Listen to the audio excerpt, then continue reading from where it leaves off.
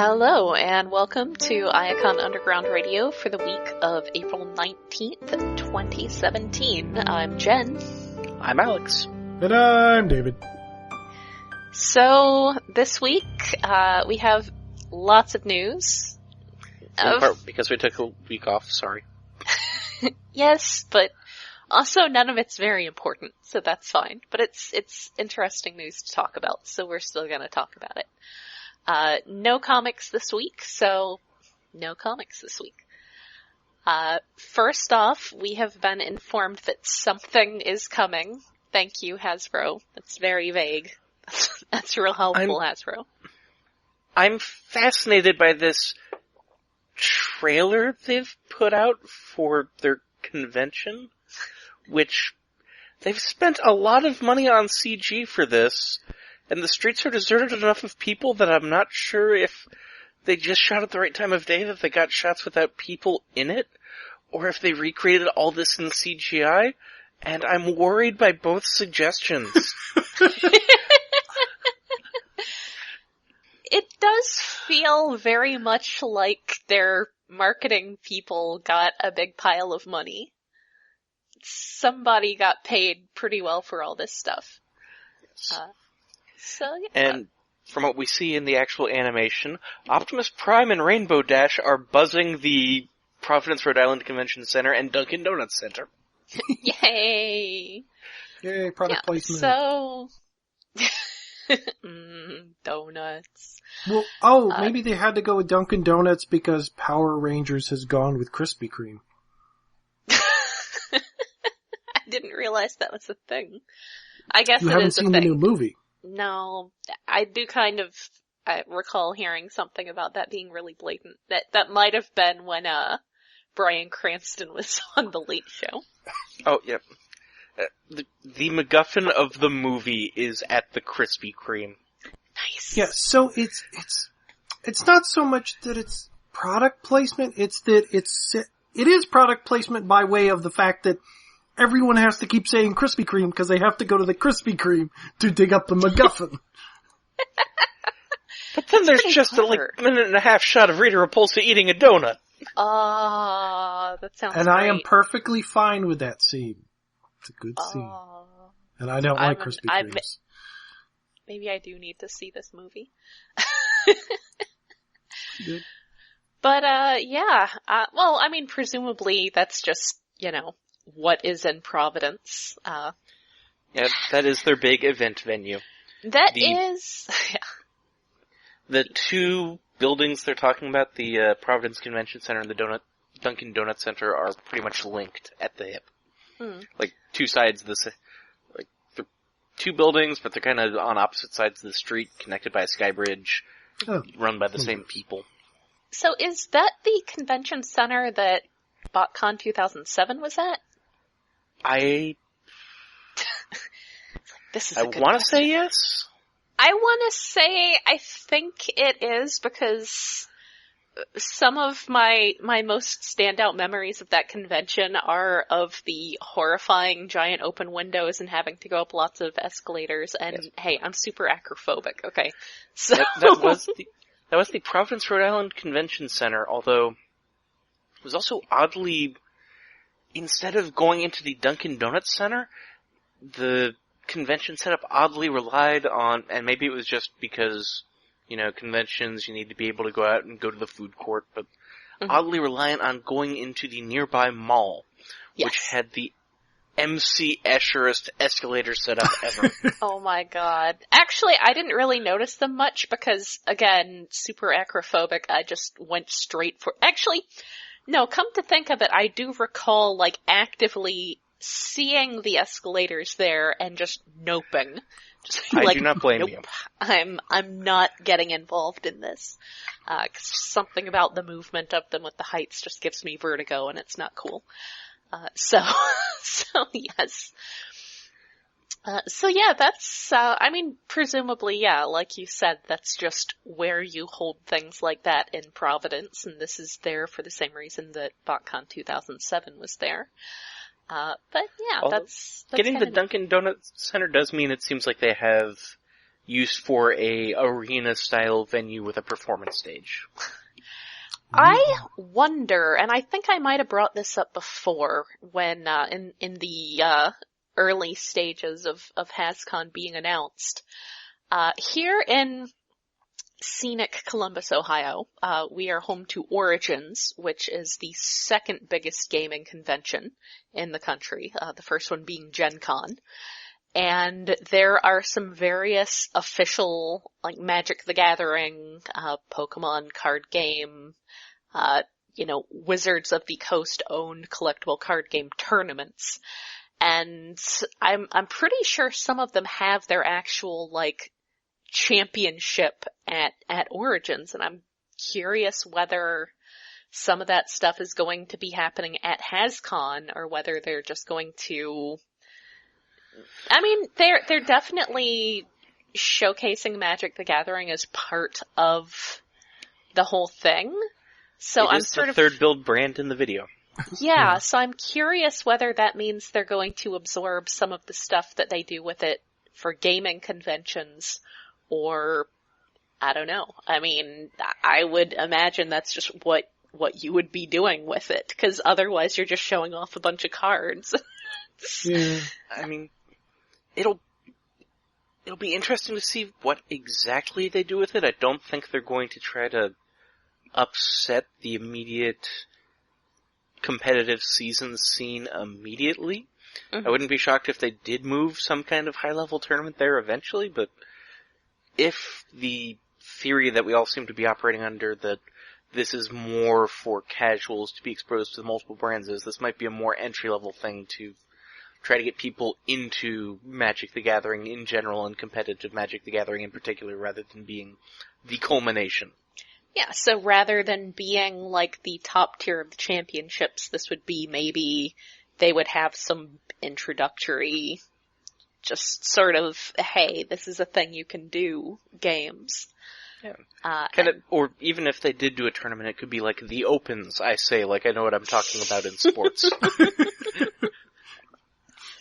And it's in September, which is definitely late in, late in the convention season and late in the competitive card game season.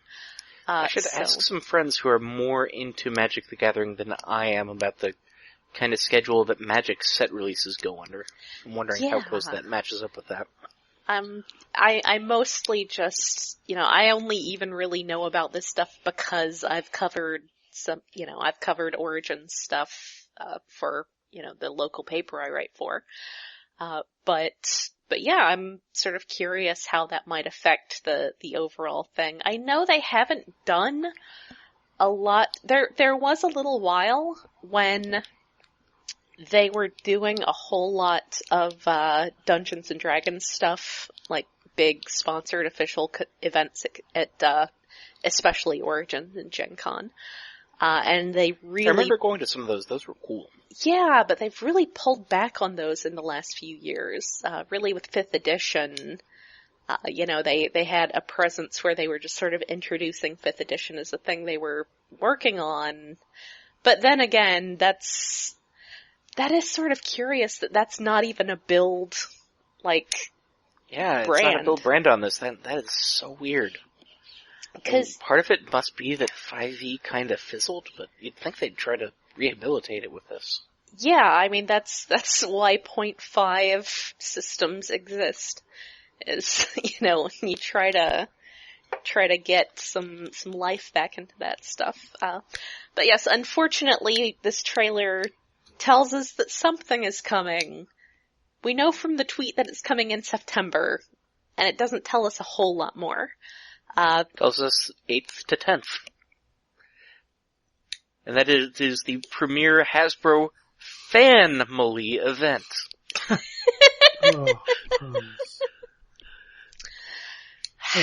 It does list a lot of things other than just Transformers and Pony and stuff, although one noticeable absence is G.I. Joe. Well, yeah, it's a logical absence because G.I. Joe's kind of dead. Yeah, I mean, G.I. Joe is definitely something that was really running on the strength of its villains, and I really think that again, for my local paper I write for is the alternative paper for the city, and so it's very left-leaning. And so they were perfectly happy to have an article about how G.I. Joe was failing because nobody really wants to romanticize the military-industrial complex like they used to. Or at least parents in areas, significant parts of the country. City parents or suburban parents don't necessarily want to, get their kids really into army stuff. So I wonder if that sort of cultural change has something to do with it, and they just haven't been able to come up with a way to revive that. I mean, that's a lot of why Real American Hero went the way it did in the 80s, was the beginnings of that, after Vietnam.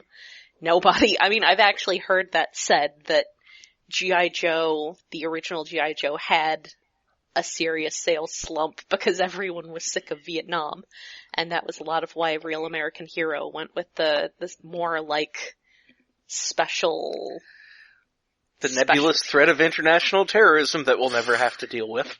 Yeah. Yeah. Joe, go back to the crazy space stuff with the aliens. That was fun. Yeah.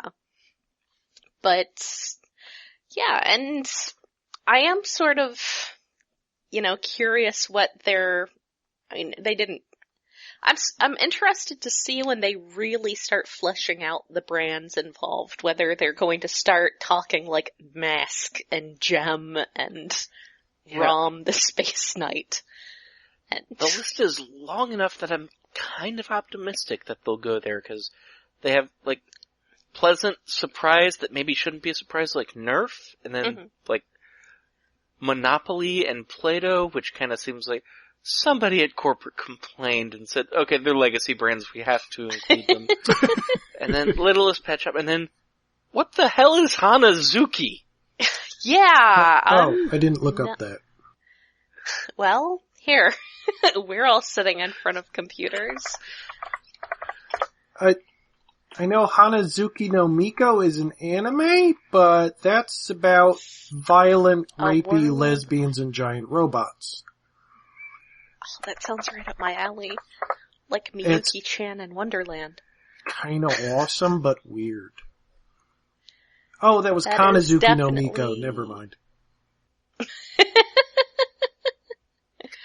Apparently, it is a web series that premiered at the beginning of this year by the creators of Metalocalypse, China, Illinois, and Super Jail. Oh. Okay, What? then. They decided to give them a very femme kids show, which is, now I kinda wanna watch it. But... Yeah, I'm suddenly morbidly curious now. This might be a Patreon bonus goal. Yeah. I mean, it looks like it's a very, like I said, femme sort of cartoony thing. I'm not seeing anything online about toys from it, but maybe that'll be a thing. Yeah. So, I mean, presumably this is something that they are interested in pushing pretty hard if they put it in there. Yeah. And apparently the Big Bad is just named Big Bad, which I'll give him points for just being upfront about it. I do kind of like the simplicity of that sometimes. Yeah. So yeah, I mean, presumably that's something we'll be hearing more about over the summer. Hopefully with also, I mean, I will definitely keep an eye out when Origins comes around. I will say that Origins is the sort of convention where their schedule is like a 300-some page spreadsheet, or you can pick up a physical copy of it with like 300 pages on newsprint at the show. Maybe not 300, but definitely like 200-ish. I've been to both Origins and Gen Con, and it is an experience. Yeah, but I will keep an eye out on, whether Wizards of the Coast is, drawing back anything from that, or I honestly wouldn't be surprised, as excited as they seem to be about this, with the money that went into this trailer, if this is something that they, have a whole team doing. Yeah. That's their thing, and, it's not really pulling resources from other parts of the company. And but if you have the opportunity, doing some investigative journalism into finding out whether or not Dungeons & Dragons will have a presence there seems like a decent article pitch. Yeah, I will have to look into that. Other more tangible news involving trailers with lots of CG. There's yet another, The Lost Night movie trailer, with more exciting Anthony Hopkins. More Optimus Prime beating up on Bumblebee, which seems dubious. I mean, on the one hand it seems dubious, on the other hand it's the most attention I think we've gotten given to a one-on-one robot fight in quite a few movies. Yeah. So on the one hand that's this showing, oh, here's something you've wanted for a while, and then the robot knights that get shown in just one clip seem really cool, and then there's just so much of weird, giant, environmental, techno-organic things destroying the landscape. It's just this isn't really what I want out of a Transformers movie, but I'm committed enough to the franchise that I'll be there anyway. I might go see this without having to be paid to. I mean, I'll still write an article or two and get paid for that, but still. Committed to the franchise in the sense that we're committed into an insane asylum. We're stuck with it and we can't get out. This is just where we are. The more I see of the trailers, the more, it kind of feels like they didn't have a script again. By the trailers, it's just so much random stuff that Michael Bay thought looked cool. Maybe there's an actual story, but it's feeling more and more like this would be a better, a concept album movie. Just wall-to-wall songs and awesome visuals without a plot. Or with kind of a vaguely metaphorical plot that doesn't need to literally hold together. Yeah. I do at one point we get the super sexy smart lady who you can tell is smart because her hair's all pulled back and she's got glasses and a British accent. Oh, who is apparently Mark Wahlberg's new surrogate daughter. Aha. Okay, the one with the glasses? The shot of her is so quick, and it's I had to watch it twice to make sure, is that not Megan Fox? There's at least 3 women in this trailer that I had that thought about. Some of them are not showing cleavage, but only the underage ones. And I'm not saying that sexy women can't be smart, but I am saying that is certainly a fetish. So what I'm saying is that Michael Bay clearly has his type. Yeah. So yeah, it's definitely happening. It's definitely a movie. It's proof that we are going to have a live-action Transformers movie. Old Toys Transformers deep cuts. There's just a fundamental level at which I feel like when the giant transforming robots cease to be impressive at a scale level in your live-action Transformers movie, you're missing one of the points of doing a live-action Transformers movie. Yeah. And yeah, there's a lot of, I don't know, I'm never big on evil Optimus Prime things. It just always just seems like, I don't know, that's kinda easy, and also it makes me sad about the character. Well, yeah, but then this is the Optimus Prime who rips people's faces off. He's never really been the good guy, except for the first movie. No, he's always kind of been a horrible murder fiend. So I guess there's that. At this point, 5 movies in, I can accept that he is a different character. But then that makes this less interesting too. Yeah. Yes. But that's the thing. It's not a heel turn. It's the corporation realizing, oh, he's been a bad guy for 4 movies. Well, I mean, there's talk that they got some actual writers who know how to write things this time, so maybe that's those writers, Akiva Goldsmith or whoever being like, he's been kind of an asshole for this whole series. Let's acknowledge that. Let's face that head on. So, yeah. I guess if there's one other thing to bring up, this new Megatron design. Mm-hmm. With the horns? With the kind of horns on the head, but the way it ends up looking, just ends up looking a lot like movie Starscream to me. Yeah, I can see that. Sort of whitey, triangle-y head shape. I think my biggest problem with movie Megatron is that so many of the, rando background characters are just gray, that he really just sort of looks like everyone else. Actually, here, I have pinpointed the sexy lady at around 1:46. 1 minute 46 seconds.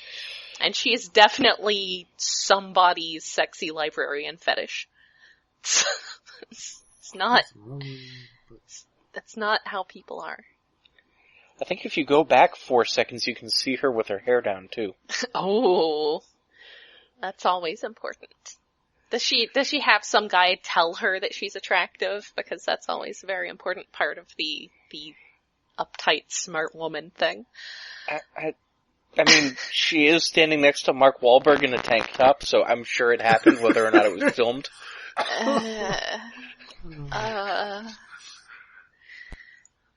Mark Wahlberg's not a great person. So, no, he is not a great person. Worse actors. Yeah, I mean, he's no Mel Gibson, but still. Anyway. Mel Gibson hasn't beaten the shit out of any specific people for racial reasons. I guess that's true. He's only done so in a metaphorical sense. He hasn't literally done so. Alright, so before we get too deep into that, that pit of horrible things, so there is merchandise, because of course there's merchandise. We are reaching the point of the movie promotional cycle, where there is merchandise, and one of those things is apparently going to be bed sheets. So glow-in-the-dark Russian Megatron bed sheets. Yes, yay! Well, the images we've seen first are in Russian, but yay! Glow-in-the-dark bed sheets. Well, they've had bed sheets for the other movies, but I don't think they've done glow-in-the-dark before. Yeah, And the pillows look neat with the faction symbols. I'm tempted to at least get the pillowcases. Yeah, those are pretty nice pillowcases. I could use a new bedspread. I don't know if it comes in queen, but pillowcases. They always work. I would say I could try to get them imported, but I don't know that we'll need to be importing things from Russia soon. I think we'll just get them anyway. I love licensed bed sheets as a concept. Yeah, they're definitely, and once you're a little older, they can make fun things like material for curtains and clothing. Yeah.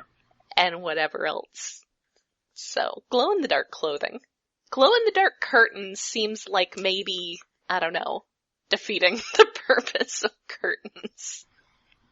Well, if they're curtains, they're definitely going to be absorbing light all day, so they'll be charged for quite a bit. And there's enough blue and red and green LEDs on permanently in any room at this point. That Yeah. It's true. If you need blackout curtains, you know who you are already. Yes, I do. Yes, I do. I also live, directly next to another big apartment complex with way too many lights on. But that is not the oddest piece of marketing we have seen so far. The oddest piece of marketing we have seen so far is Valvotron. Which, like, what? Like, you go in and you get your oil changed at, what is it, Valvoline? Of course it's Valvoline. 2 vowels away from being something much more interesting.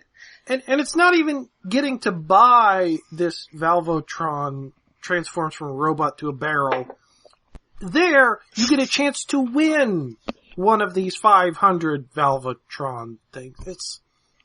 Yeah, that's really weird. Well, 5,000. It's even more limiting than, what was was it a swerve? It was a swerve. Like you could test drive, yeah, you would test drive one car and Get I think you could in buy Europe. it then.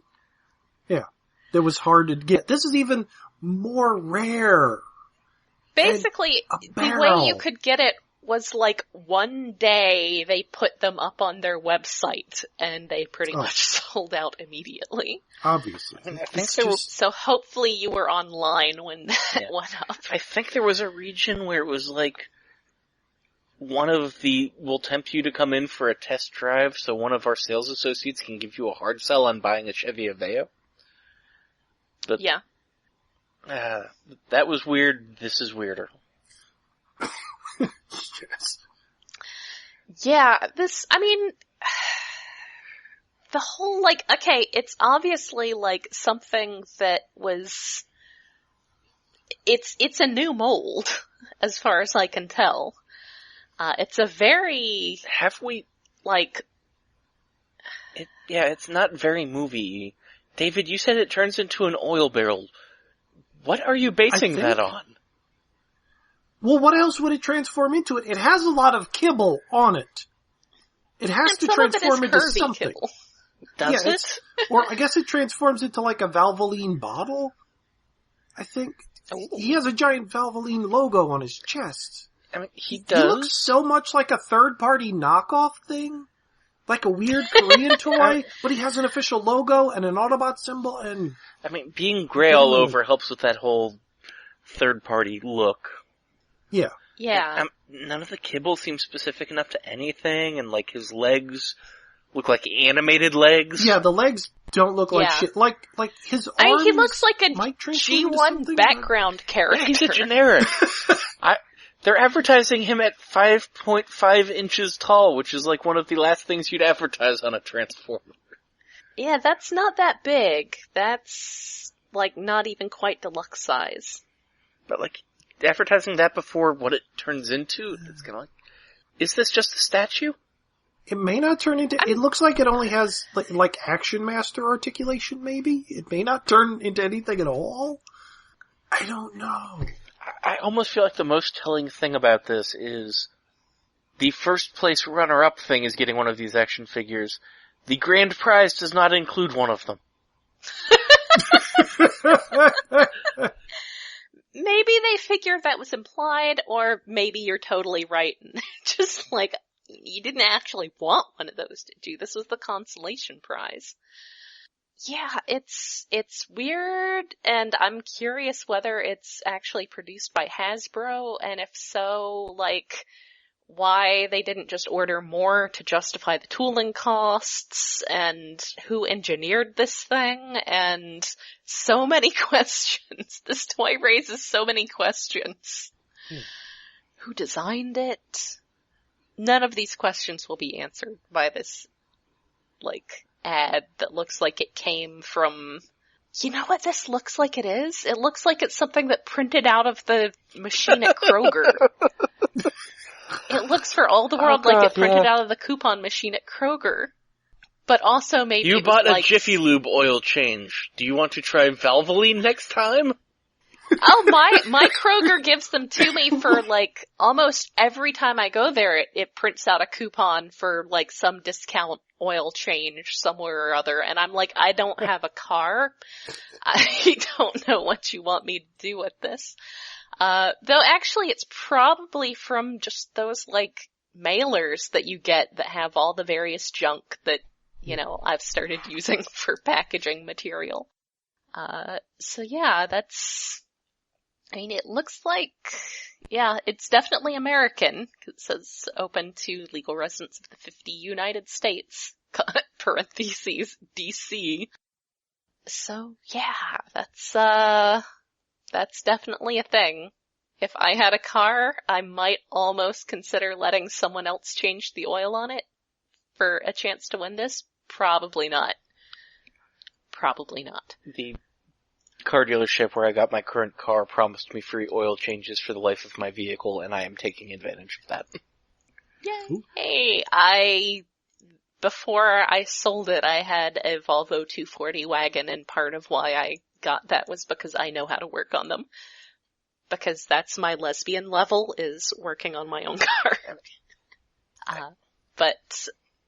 So there was some, alleged news earlier this week about the toy line that turned out to be, I'm curious. How we have this in our show notes, I just want to say it's an example of Bettridge's law of headlines. A lot of the movie line might be Toys R Us exclusive. No. No. No. But, I figure since it's something that people may not have seen the retraction on, it was worth talking about. And I'm again, we have no comics this week. And this is like, cause there was those blurry pictures that claimed to be Hot Rod before that turned out to be fake. And now we've got some more blurry pictures that turned out to be fake. That in this case, I guess some TFW 2005 board members looked at the pixels and determined that Onslaught was just a photoshopped Revenge of the Fallen long haul, and Hot Rod was just a photoshopped Age of Extinction lockdown. So, good job looking at those pixels. It's grainy enough, and the other toys in this toy line are weird enough that it was possible, like we're getting a redeco of like a Megatron from Generations, and the new torso Infernicus. It's like, sure, we could have gotten Onslaught that was a long haul. Yeah. And JPEG artifacts can hide a lot of sins, and I guess it's not entirely implausible that they'd just Photoshop existing stock art, but it's enough to make it not pass the smell test anymore. It's just, why? Why would people do this? I mean, admittedly, we know someone who engineered a big toy announcement hoax one time for a grad school project, but still, this is not anyone's. That was really good, though. Also, I'm pretty sure that was an undergrad project. Maybe that was his undergrad project. That Alternators Megatron. That was so great. But yeah, this is just, I don't even understand. These are apparently from the Facebook page, presumably a fan page for Transformers Peru. Oh. And yeah, who knows? People are just like pranking people or something, like with stupid things that don't even matter that much. I guess they matter to some people, but it's like, eh. But yes, those are not going to be a Toys R Us exclusive or even necessarily be what is pictured. I mean, I presume that they were able to determine that what was photoshopped was the image they had versus the thing that was being photographed having, been of photo manipulated stuff. Cause that's an important distinction there. But yeah, it's hella blurry. What's even the point? So, moving on away from movie stuff, there is, more stuff with the, Earth Wars game. So we have been told that it's actually pretty good, by our friend Ant at tfu.info. Hello. Hey. And, I haven't gotten around to giving it a try yet. Alex, have you? I haven't. Gotten around? I have more space on my tablet. I should maybe try it on that. Actually, from my Oh, download tablet. history, I downloaded it at one point, and then was immediately like, okay, you're forcing me to join a faction in a way that seems like a irreversible choice. Okay, I can't deal with this deleting. I did install it after that recommendation. I just haven't gotten around to actually starting it because honestly I haven't even played Fire Emblem Heroes in like 2 weeks now, and the only game that I've managed to play with any consistency on my phone is Pokemon Go, and that's because it's running in the background while I'm walking to Kroger. So that's, that's no offense, it's just that is a platform that hasn't really caught me with gaming yet, because that was it the Snapdragon 808 processor that's used in a lot of Android phones? I think it's really underrated for its ability to be used as a hand warmer in the winter. Cause actually, having Pokemon Go going, I was using it for that for a bit over the winter, just having it in my pocket. It's heating the F up. And, between the phone's tendency to heat up pretty bad when it's running anything with any kind of graphics, and then its tendency to devour batteries, and then it only having like a 5-inch and change screen, because it is a nice newer phone, but women's clothing doesn't have pockets, and so therefore I have certainly not really interested in a 6-inch phone.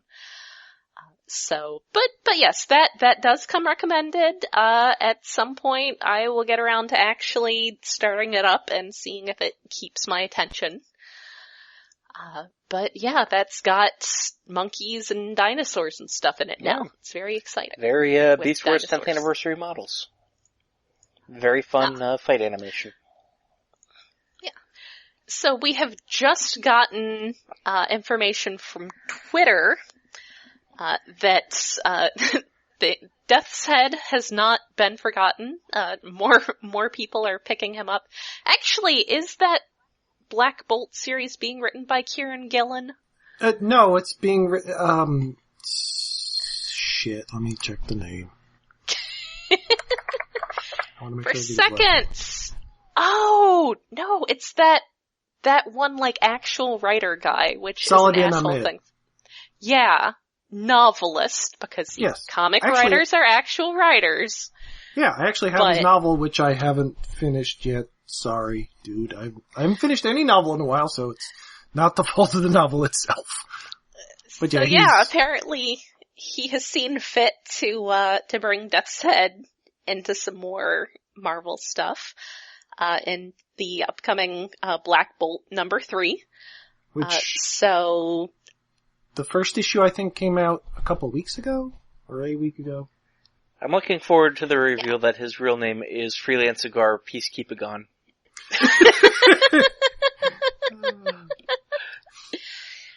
It's kind of DC there. It's kind of DC Comics. But yeah. So yeah, that's, again, I've mentioned how, I came from the days of all of this stuff being super obscure and no one caring at all about any of it. And, shut up, Jen. No one cares that this is that one issue of Fantastic Four with Death's Head that you don't have.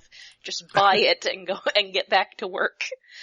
Because I worked at a used bookstore for a while, and I was in charge of comics, and I got lots of interesting things, and no one actually wanted to hear me talk about them because they were all a bunch of asshole hipsters. So that's, it's neat seeing this stuff show up again. On the one hand, I'm glad to know there are people working in comics who care about Death's Head. On the other hand, this is Black Bolt ongoing issue 3 as part of Marvel's clearly ill-fated attempt to get people to care about the Inhumans. Yeah, but it's got Saladin Ahmed working on it. He's a novelist. Everybody knows that novelists are a higher tier because I'm an asshole. To a degree, yeah, but except Brad Meltzer, he can just never write comics. Novelists again. don't always work as comic book writers. No, some of them Brad are really Meltzer. good. Some of them just don't get it. As I really need to get Black Bolt to see how well he does. His novel what I've read is good.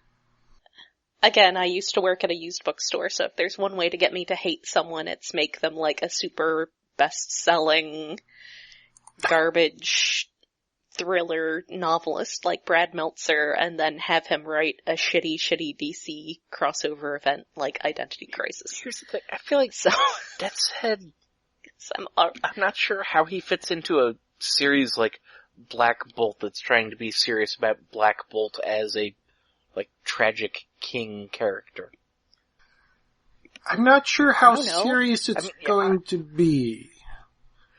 Maybe someone hired him to kill him. I mean, that's all it takes. I've always kind of viewed Death's Head as if Sam and Max were the same character and existed in Marvel Cosmic.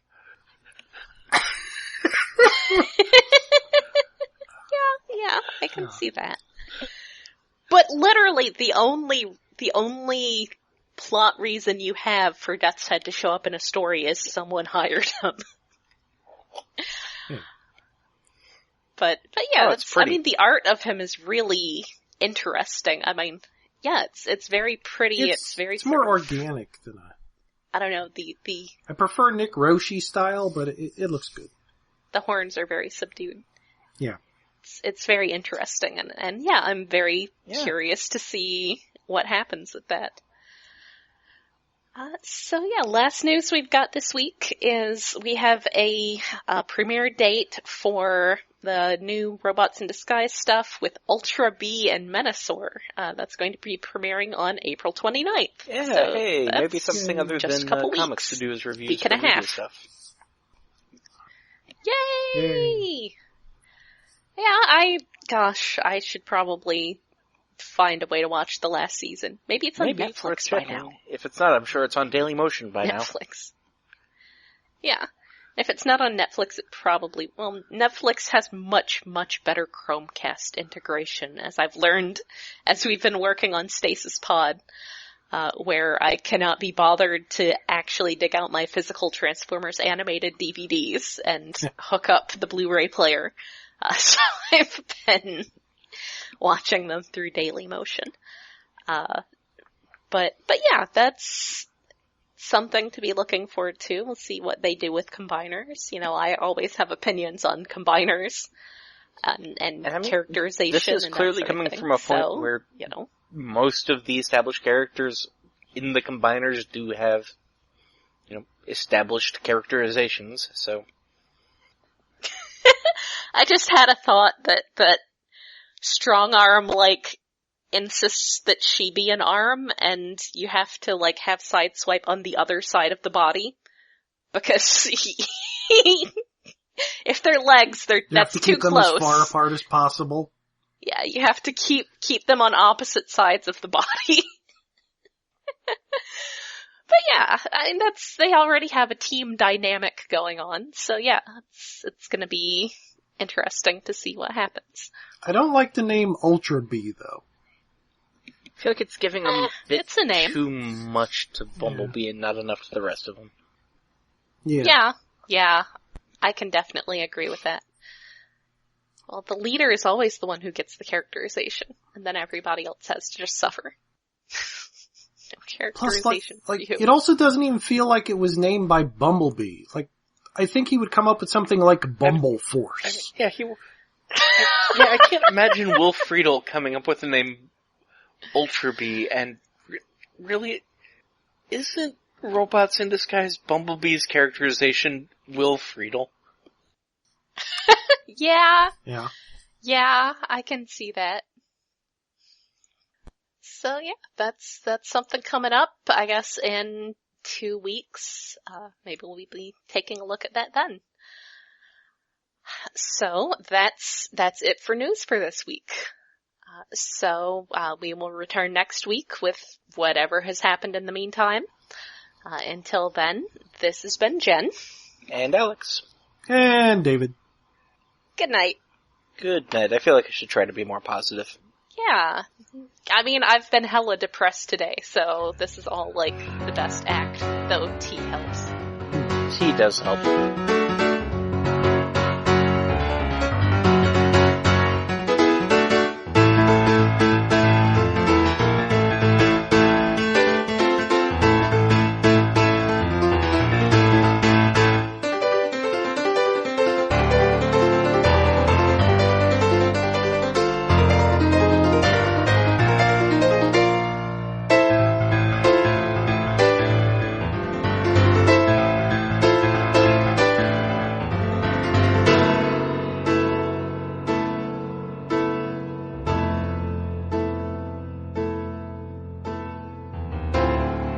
Iacon Underground Radio is hosted by iaconunderground.net. We are listener-supported through Patreon, where you can help us cover the cost of running this show and our other podcast, Stasis Pod, at patreon.com/iaconunderground.